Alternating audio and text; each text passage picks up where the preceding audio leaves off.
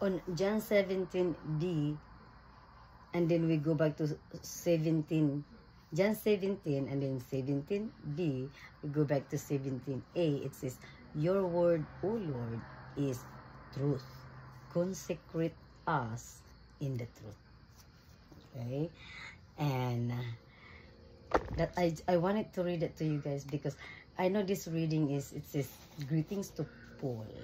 So I want you to think that this is also greetings to you, you know, from, you know, God, our Father and Lord Jesus Christ. You know, if you have that same faith with Timothy, same heart, you know, like that. So this would be also a message to you.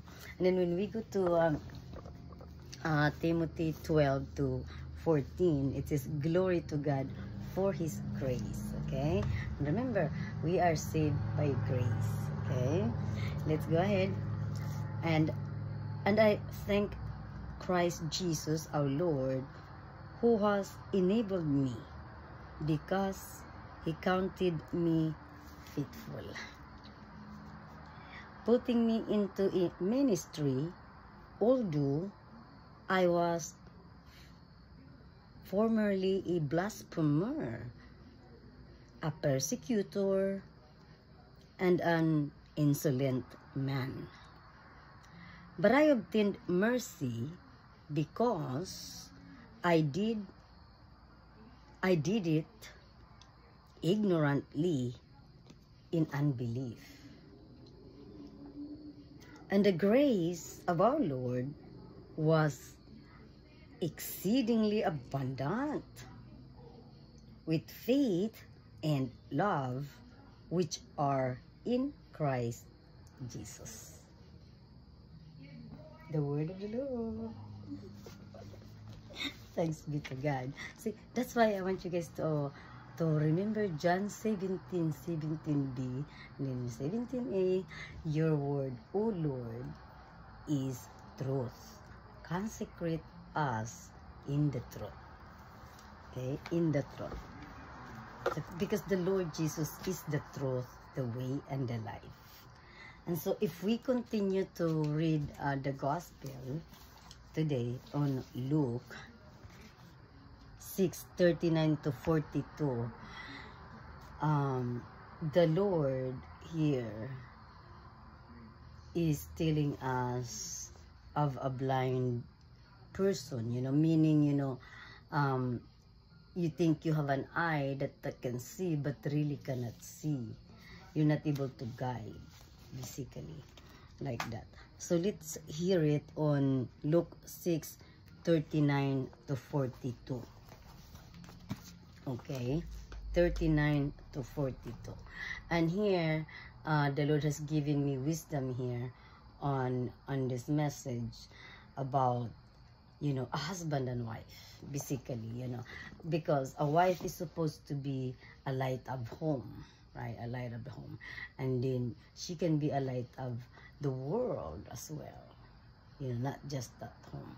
Because when a man is blinded, you know, because he's not able to see clearly because of so much going on in, you know, in the world, you know, he had to do some, you know, some work for the family, things like that. You know, a woman should be like the guide, a light to the light. That's why, you know, to read the word of God as a woman is very, very important, you know, very, very important. And that's why I'm here together. Because it's you know, it's good to learn, right? It's good to learn. It's good to learn. 6. We'll go to 6 and then 39 to 42. Okay, everybody. So it says here, and he spoke a parable to them. I like parable because my great-grandmother, Viniranda, she used to tell us all kinds of like parables, you know. I call it susmatanon. And every night before we go to sleep, she have all kinds of parables. Susmatanon. In Waray, it's called susmatanon. That's how I learn, you know, like without watching movies like Cinderella, things like that. But I like the Lord's Susmatanon, which is parables, because it make you like understand the way of life like that. So let's go ahead and read it, okay, everybody. And he spoke a parable to them. He said, can a blind lead the blind? Of course not, right? If you see a true blind, of course that blind cannot lead, the blind, right? Cannot. So and then let's continue. Will they not both fell into the ditch? A disciple is not above his teacher, but everyone who is perfectly trained will be like his teacher. And why do you look at the speck in your brother's eye, but do not perceive the plank in your own eye? This is like a susmatanon, okay? It says, why the Lord is saying here, why would you say that, hey, there's something in your eyes, you need to get out, like, may muta ka, but then really, you probably did not look in the mirror, you have that really in you also, something like that. So meaning, before you tell someone that there's a dirt on their face, take a look at yours first, basically, something like that. So and it's the same thing. And the Lord here is not really speaking of dirt on the face. He's really speaking of the dirt of the soul. That's basically because the Lord is a spirit. He always talk about the spirit. So whenever we hear anything, like even dirt, we have to think of the spirit of it, and dirt in spirit is sin, basically. Okay. So let's continue for some more. So if you will train, the Lord said, but if, you cannot be a disciple cannot be above the teacher. Basically, like if I'm a student, I cannot say I am better than my teacher, basically. But or I am about the same with my teacher. But if I am well trained, like if my teacher have trained me the same and I'm obedient and the same, then I can be like it. I can be like it. Basically, that's what the Lord is seeing, and that's the inheritance that we have to have. Is to have that the same. To have that the same cleanliness. Basically, cleanliness. Because basically, the Lord came here for us to clean our soul. And to clean it is healing also. Because, sin is the one that kills the body and the soul. Because when the soul is dead, meaning you don't have generation, it's cut off like that. Who's gonna continue to walk the way, the truth, and the life if your generation is not well trained, basically. Okay? And so you'll be like a teacher if you are well trained.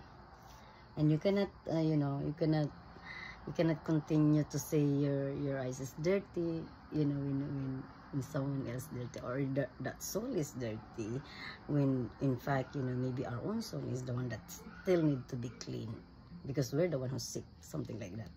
That's when you're sick, you have to understand that, like when you take a look at your feet, why is your feet is so thick, meaning you're not walking properly. I look at, that's how I look at all of my, my body, like We're not working properly. I don't have shoes on. I don't have anything, socks.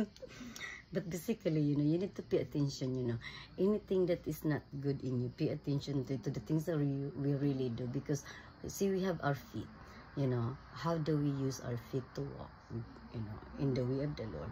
And then we have our hands. How we use our hands, to give to our neighbors, to our loved ones, to one another, or how to receive it, how do we receive? Because sometimes we receive it and then we just take advantage, that's not the way also, that's why we have to take a look at what's going on with our hands, and then we have this head that got cut off, because this head should not be cut off, because this head should be, holy, in the Lord.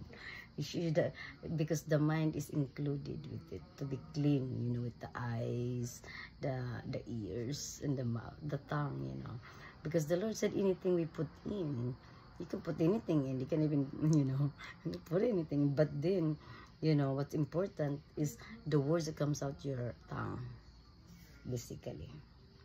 It's our tongue. So, let's continue for more. Okay, let's continue for more. So, breath, it says here, breath in. Let me remove the speck that is in your eye when you yourself do not see the splinter that is in your own eye. And then the Lord says here, hypocrite, hypocrite. First, remove the plank from your own eye, and then you will see clearly to remove the speck that is in your brother's eye. And then we go more. But why do you all call me Lord,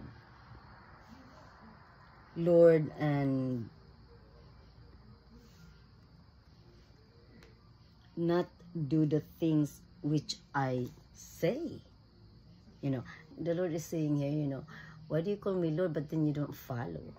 You don't follow. Means it's like saying to Daddy, okay, Daddy, I'm gonna do something, I'm gonna do what you ask, but then you don't do it, So I told him, why do you call me Lord, but then you don't follow His ways, His ways, like that. We cannot even call Him Lord if we don't obey, because we have to obey. Whoever comes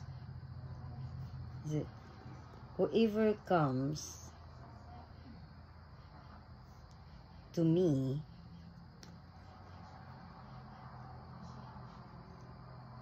and hear my saying and does them, I will draw you whom He is like.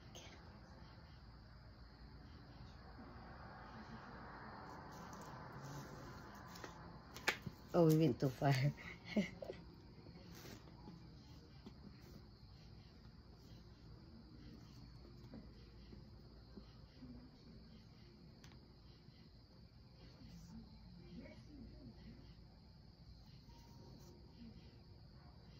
That was it. That was it. Okay. Let's start over for the message.